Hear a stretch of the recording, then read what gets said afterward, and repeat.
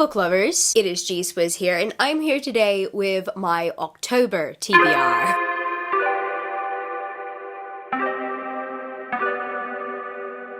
October. Interesting month. It's my birthday month. It's Camilla's birthday month. It's the month of spooky stuff. And the funny thing is, I never used to like associating October with the spooky stuff. I mean, that's because I have clinical anxiety, so I just hate being scared. However, I didn't realize that creepiness kind of had a spectrum. There's all-out scary books, and there are books that have a creepiness factor to them that are dark, but aren't scary, that fit the aesthetic of the Halloween season. I've never been into Halloween until pretty much only recently. Like, I'm not necessarily someone who celebrates Halloween, and I think it's because I live in Australia and we don't celebrate here as much as they do in the States. Also, pumpkin makes me nauseous, but I feel like I'm in the mood and the season to coordinate some sort of dark and somewhat creepy TBR. And I know this is a random side note. I bring up that pumpkin makes me nauseous because for years I did not try the pumpkin spice latte because my brain was instantly convinced that it was made of pumpkin or that it tasted like pumpkin. And I have personally traumatic experiences with pumpkin that have nothing to do with Halloween. So for personal reasons, I hate seeing pumpkin in aesthetics on my birthday month. Like, I never really got it. This all being said,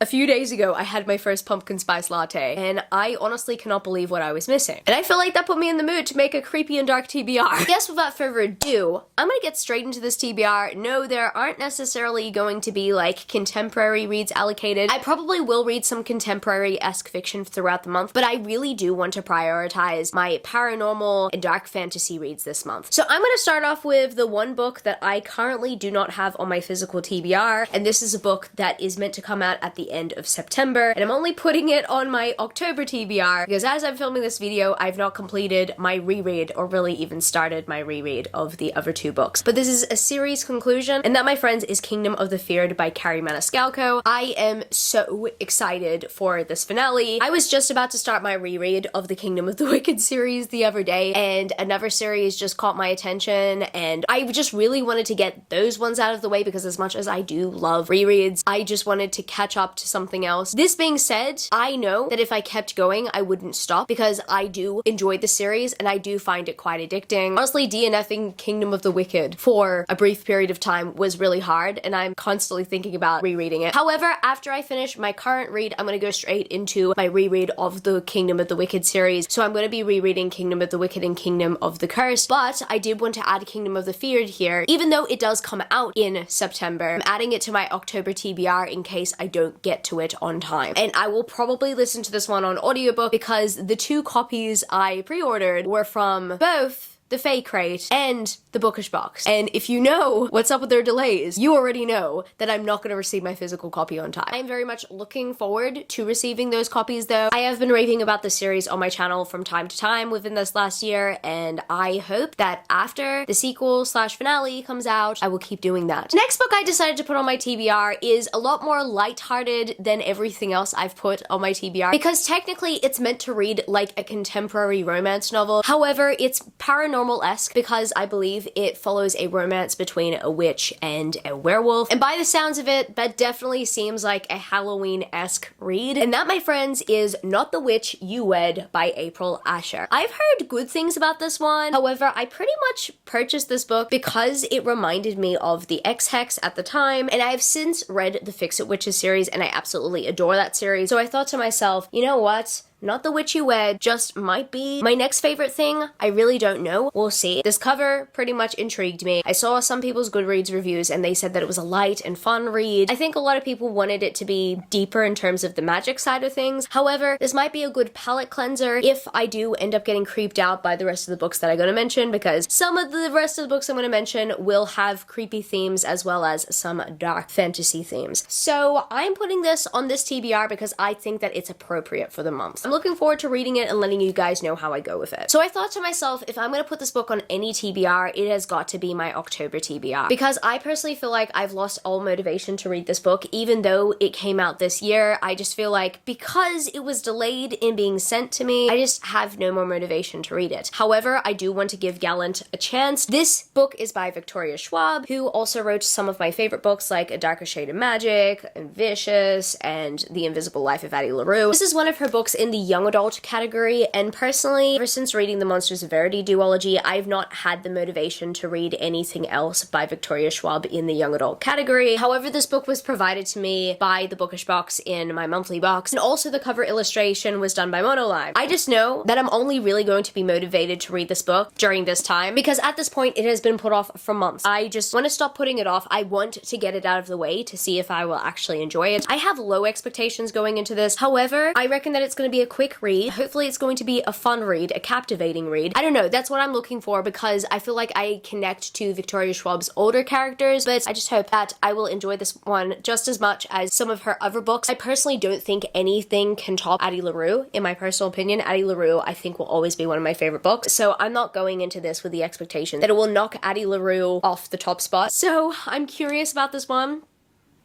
We'll see how it goes. And the next book that I put on my October TBR is actually a less intimidating book, but I've been putting it off because I feel like as soon as I read it, I don't know what my opinion will be on it. However, I hear great things about King of Battle and Blood by Scarlett St. Clair. I put this on a few TBRs. I acknowledge that. However, I think to myself, similarly with the Gallant situation, if there's any month that I should read this book, it should be in October. It should be when everything is dark and creepy, because this book deals with vampires, and I mean, it's probably not as scary as some of the other books that I have on this TBR, but it's more on the smut end of things. And I also have another book that I've got to mention as well that I might just pick up this month based on the fact that I'm picking this book up. But if I do end up picking this book up, and if I do have some sort of withdrawals after reading this book, I also want to pick up Court of the Vampire Queen by Katie Roberts, or at least maybe one of the novellas that's in the bind-up. So I believe that Court of the Vampire Queen is actually a bind-up of 3 novella-length stories that were initially independently published. They're now being traditionally published into one bind-up. So it's actually a series, and I wanted to read the series for quite some time. And then when I found out that the novellas were going to be traditionally published in a bind-up, and they were Court of the Vampire Queen, that shocked me, because I was very much looking forward to Court of the Vampire Queen anyway. It turns out they're the same books, just in a different format. They're in a bind-up format. I might read Court of the Vampire Queen in the month of October. I don't predict that any of my copies are going to arrive to me on time, because yes, I pre-ordered from the Bookish Box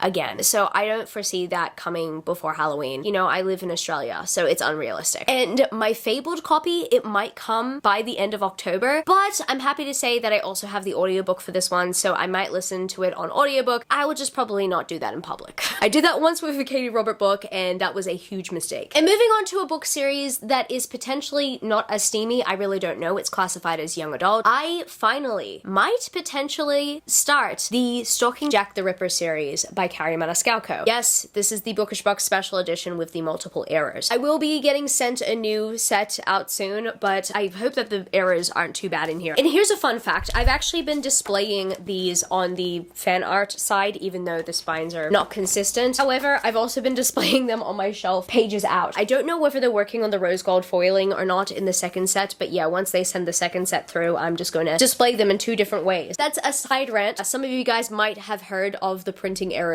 with this set. However, I'm going to push past that, and I do plan to at least start the series, because I've been wanting to read the series for a while, and I told myself that I wasn't going to buy the books until it was going to be a special edition set, and the Bookish Box did come through. So I'm going to commit to my promise and finally read the series. I also have Kingdom of the Wicked on my TBR. I am literally going to try to dive deep into Carrie Maniscalco's works this month. I'm hoping that this goes well for me, and that the errors in the set, they won't bother me. I really hope that the wait after all these years was worth it, and that the series is actually good. Honestly, I don't think that this month was only just reserved for creepy reads. It looks like from majority of my TBR, I do have a bunch of Bookish Box special editions that I need to actually get through. I told myself years ago I wasn't going to read the series, and then when both Fairy Loot and the Bookish Box decided to make special editions of this one series, like almost at the same time, I thought to myself, okay, well, if everybody loves this series so much, I think I've got to give it a go, at least least once in my life. And that series is the Diviners series by Libba Bray. So I mean, I put the series off for multiple reasons. I mean, none of the original books even match in covers. And additionally, I've heard that these books are like really scary. And I don't know if I will take it differently as an adult. With some book series out there, there are like intense horror themes. There are scary things that happen in some of the books that I read as well that aren't classified as horror. And I think to myself, okay, what is the limit for me? Because sometimes I am like terrified in books that aren't classified as horror. And sometimes I'm okay with books that are meant to be scarier. I really don't know where the limit is. So I'm going to give this series a try. It's actually more of a paranormal fantastical horror. So we're gonna see how this goes. Additionally, I couldn't pass up buying this beautiful set. I finally have all the copies on my shelf and I'm so happy. I mean, look at that. Look at the stenciling. I mean, these are gorgeous. This is the first time I'm looking at the character art, actually. I don't have an attachment to the series, so I wasn't necessarily bothered to look at this at first, but I mean, this set is absolutely stunning and it has been signed by the author, so I am so excited to get to these and to let you guys know how I go, but I will at least start off with book 1 and we'll see. And the final book that I've decided I was going to allocate to my October TBR is The Atlas 6 by Olivia Blake. Yes, I want to reread this book in the lead up to The Atlas Paradox. I will also probably tentatively put The Atlas Paradox on this TBR. I will probably most likely read it in November, considering that it comes out between Camillo's and my birthday, so we're gonna be like really busy that week. I'm assuming it's gonna be a busy time. However, I at least want to treat myself in the lead up to my birthday and revisit The Atlas 6 because I absolutely adored this book. There are things that are slowly fading from my memory, and seriously, we cannot have that. We cannot have that in this house. We've got to remember everything about The Atlas 6 because The Atlas 6 is amazing. And also, The Atlas Paradox, oh, I hear good things about it already from people who have ARCs. So I'm very much looking forward to The Atlas Paradox. That is a great early birthday gift to me. I honestly cannot contain my excitement knowing that we're gonna get a sequel to the series this year. So I at least cannot wait to give you thoughts again about this book, maybe even some new insight potentially. But yeah, I'm very much looking forward to my reread at least, and The Atlas Paradox. It's going to be a really exciting month.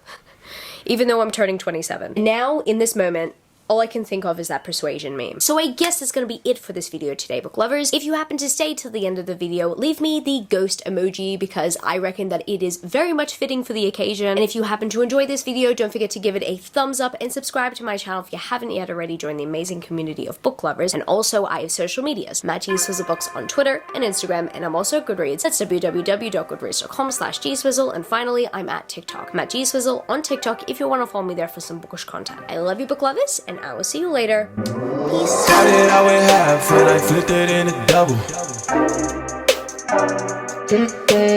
Started out with half and I flipped it into double.